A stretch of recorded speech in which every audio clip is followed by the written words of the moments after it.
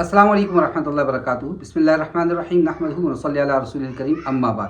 آج کے دور کی سب سے بڑی پریشانی روز بروز مہنگائی کا اضافہ ہونا، اشیاء خوردنوش اور گھریلو ضرورت کا سامان جو ہمیں ڈیلی لائف میں ضرورت پڑتا ہے اس کے ریٹوں کا اوپر نیچے ہونا، بلکہ اوپر ہی اوپر ہونا۔ مہنگائی کا علاج کیا ہے؟ پہلی چیز ہم نے کیا ذکر کی تھی؟ پہلا سبب ہم نے بتایا تھا معصیت پر جرت، دین سے بیزاری۔ تو اس کا کیا ہے؟ ہم استغفار میں لگ جائیں، لا الہ الا انت سبحانک انی کنت من الظالمین۔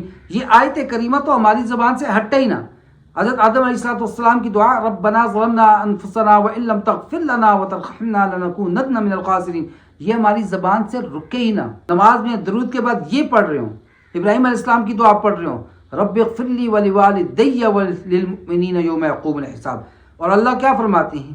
گناہوں سے بچو، دین سے بیزاری نہ کرو، معصیت کے ساتھ محبت نہ کرو، ان سے نفرت کرو، پرہیزگاری کرو، تقوی اختیار کرو۔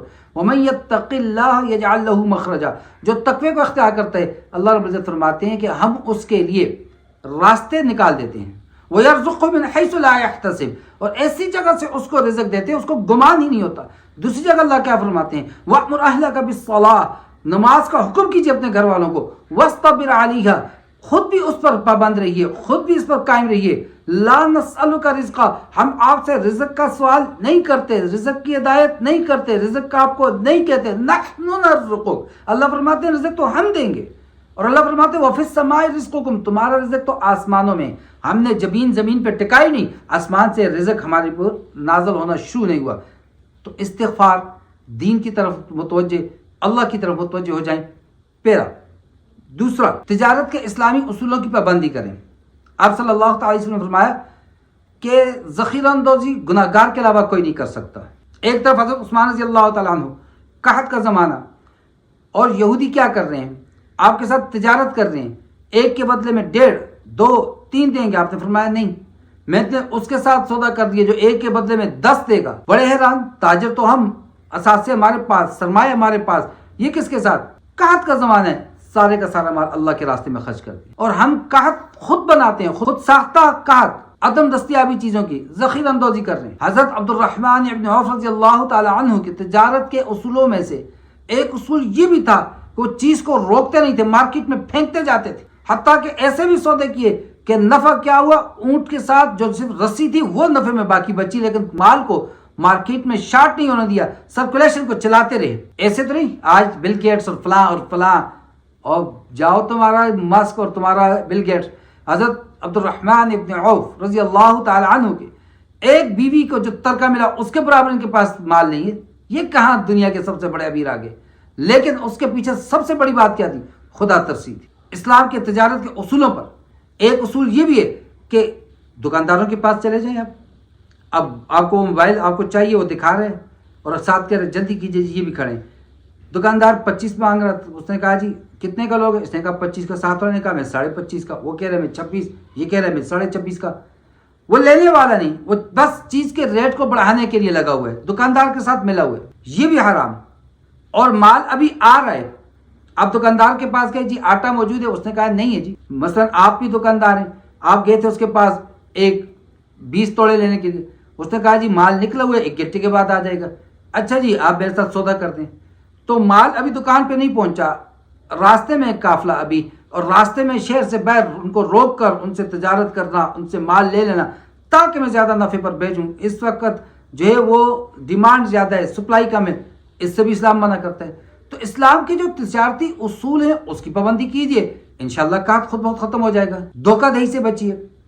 اچھا، اشیاء خورد و نوش کے اندر حضرت عمر رضی اللہ تعالی عنہ کا زمانہ ہے، لوگوں نے گوشت کی گرانی کی بات کی تو آپ نے کہا چھوڑ دو، لینا ہی چھوڑ دو۔ جب لینا چھوڑ دو گے متبادل استعمال کرو، خود بہت قیمت کم ہو جائے گی۔ حضرت علی رضی اللہ تعالی عنہ کو کوفہ میں یہاں سے خط لکھا جا رہا ہے، زبیب میوہ مہنگا ہو گیا بہت زیادہ، آپ نے جواباً خط لکھا کہ آپ کھجور کا استعمال شروع کر دو، بس اس کو خود جب سپلائی زیادہ ہوگی ڈیمانڈ کم ہوگی، ریٹ کم ہو جائیں گے۔ ہمارے یہاں پر مرغی جو 100 روپے پر کلو ہوا کرتی تھی آج 400 روپے پر پہنچ گئی ہے، ہم پھر بھی لے رہے ہیں۔ مہمان کے سامنے آپ مٹن رکھ دیجئے، اس کے سامنے آپ بیف رکھ دیجئے، مرغی نہ ہو، اس کو مزہ نہیں آ رہا. وہ اللہ کے بندے کیا کر رہے ہو؟ مرغی سے 4 گنا مہنگا دمبے کا گوشت پکا کے رکھ دو. جی ہمیں پوچھا نہیں، ہماری سی خدمت نہیں کی.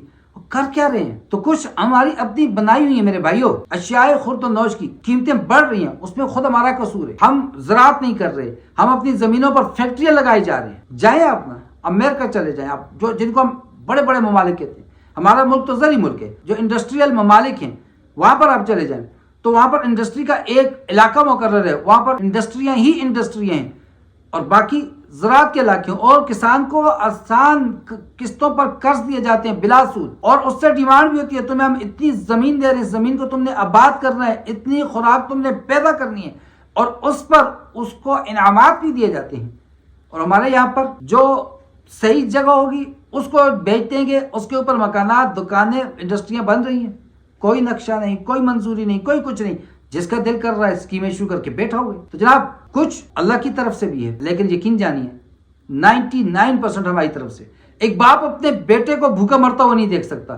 وہ اللہ جس نے اپنے ہاتھ سے اس انسان کو بنایا، وہ اپنے پیدا کردہ اپنے بنائے ہوئے مخلوق کو بھوکا مرتا دیکھ سکتا ہے؟ نہیں میرے بھائیو. ہمارے اپنے گناہ ہیں، ہمارے اپنے اعمال ہیں، ہماری اپنی بددیانتی، ہماری اپنی دھوکہ دہی. گاڑیوں کو لے لیجئے، کاروبار کرنے والے گاڑی خرید رہے ہیں، اس کو صاف کروا رہے ہیں، میٹر ریورس کروا رہے ہیں، کم چلی ہوئی عجیب دھوکہ دہی کے طریقے آ گئے دنیا کے اندر، جان بوجھ کر غلط چیزیں. تو میرے بھائیو اگر ہم نے اس مہنگائی کے جن پر قابو پانا ہے، جن نہیں بلکہ اب تو دیو ہو گئے، اس مہنگائی کے دیو پر قابو پانا ہے تو ہمیں بھی تاریخ کی طرف لوٹنا ہوگا. ہمیں اپنی آسائشات چھوڑنی ہوں گی، فضول خرچیاں چھوڑنی ہوں گی، اور ہمارے جتنے منتخب کردہ اراکین اسمبلی ہیں وہ حضرت ابوبکر صدیق رضی اللہ تعالیٰ عنہ والا کام کریں. کیا کام تھا؟ جا رہے ہیں بازار میں، کپڑا اٹھائے ہوئے، تاجر تھے. حضرت عمر رضی اللہ تعالیٰ نے پوچھا ابوبکر کدھر جا رہے ہو؟ کہا تجارت کے لیے.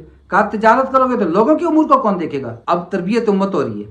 کہا لوگوں کے امور کو دیکھوں گا، تجارت نہیں کروں گا. گھر والوں کے لیے معاش کا کیا ہوگا؟ کہا تمہارے لیے بیت المال سے مقرر کر دیتے ہیں. تو نہ اعلیٰ نہ ادنا، ایک اوسط مقدار مقرر کی گئی. حضرت ابوبکر صدیق رضی اللہ تعالیٰ عنہ بیوی فرمائش کر رہی ہیں کچھ میٹھا ہو جائے. کچھ نہیں تھا. کچھ دیر کے بعد میٹھا پیش کیا. کہاں سے آیا؟ کہا جناب جو ہمیں ملتا ہے روزانہ اس میں سے کچھ بچا کر. فرمایا اچھا اس کا مطلب اتنا ہماری ضرورت سے زائد ہے، وہ بھی واپس بیت المال کے اندر جمع کرا دے. عمر بن عبدالعزیز رحمۃ اللہ علیہ، عید کا دن قریب ہے، بچے ضد کر رہے ہیں، بیوی نے کہہ دیا بچوں کے لیے نئے کپڑے لے لیجئے. کہا کچھ نہیں ہے. کہا آپ تو امیر المؤمنین ہیں، جائیے وزیر خزانہ کے پاس لے لیجئے بیت المال سے قرض. گئے اور ان کو کہا ایڈوانس سیلری دے دیجئے. میں نے کہا دیتے ہیں، آپ لکھ کر دے دیجئے کہ آپ 1 مہینہ زندہ رہیں گے. کہا لکھ یہ کیسے کہہ سکتا ہوں، موت کا کیا پتا. کہا پھر ہم نہیں دے سکتے. تو ہم اگر اس طرز زندگی پر آ جائیں، شاہانہ مزاج کو چھوڑ دیں اور روزمرہ کی ضروریات کی چیزیں ان کی کاشت پر ہم غور اور فکر اور محنت کریں، کسانوں کو ہم سہولیات دیں، تو یقین جانیے یہ خود ساختہ پیدا کردہ مہنگائی خود بخود ختم ہو جائے گی. قرض کیوں لے رہے ہیں؟ نہ لیں. جو چیز مہنگی ہوگی ہے اس کا متبادل تلاش کریں یا اس کا استعمال بند کر دیں. دیکھیے کیسے چیز نیچے آتی ہے. تو میرے بھائیو ہر بات کا ذمہ دار نہ حکومت ہے اور نہ اللہ ہے. کچھ میرے اور آپ کے کرتوت بھی ہیں، کچھ میری اور آپ کی غلطیاں بھی ہیں جن کو ہم مانتے نہیں ہیں، لیکن ہماری غلطیوں کی وجہ سے وہ حالات پیدا ہو جاتے ہیں. ہم بچپن میں بچے کو سمجھاتے نہیں، ابھی چھوٹا ہے. بڑوں کے جب باتیں پک جاتی ہیں تو ہم کہتے ہیں بات نہیں سنتا. تو وہ جب سمجھانے کا وقت تھا تب سمجھایا نہیں تھا، اب وہ بات نہیں سنتا. بالکل اسی طرح سے جب ہم اپنی کاشتکار زمینوں کو چھوڑ دیں گے، جب ہم اپنے جانوروں کو سنبھالنے والا کوئی نہیں بیچ دیں گے، تو ہمیں ملک پیک یوز کرنے پڑیں گے، ہمیں پاؤڈر یوز کرنے پڑیں گے، ہمیں کیا کیا گند یوز کرنا پڑے گا، استعمال کرنا پڑے گا. لہذا اپنی غلطیوں کو مانیے اور عزم مصمم کیجئے کہ ہم اسلام کے طریقے تجارت کو اپنائیں گے، سود کو بالکل ختم کر دیں گے، ہم اپنی ضروریات پر آئیں گے، عیاشیوں کو، فضول خرچیوں کو ختم کر دیں گے، ہم ایک دوسرے کا خیال رکھیں گے، ایک دوسرے کے حالات کی خبر رکھیں گے، اپنے منہ کا لقمہ دوسرے کو دیں گے. یقین جانیے مہنگائی ختم، ہر چیز ختم. اللہ رب العزت مجھے اور آپ کو سمجھ اور عمل کی توفیق عطا فرمائے. وما علینا الا البلاغ. السلام علیکم ورحمۃ اللہ وبرکاتہ.